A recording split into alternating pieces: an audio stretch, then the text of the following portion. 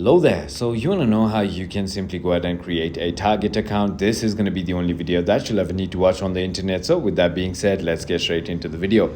First things first, simply go ahead and open your App Store or Play Store, depends on whatever device you're using, and simply go ahead and search for Target, just like that. Once you've done that, simply go ahead and click on this application, click on the download icon, and it's going to start downloading and installing into your device. It's maximum going to take like 10 to 15 seconds, so bear with me right here.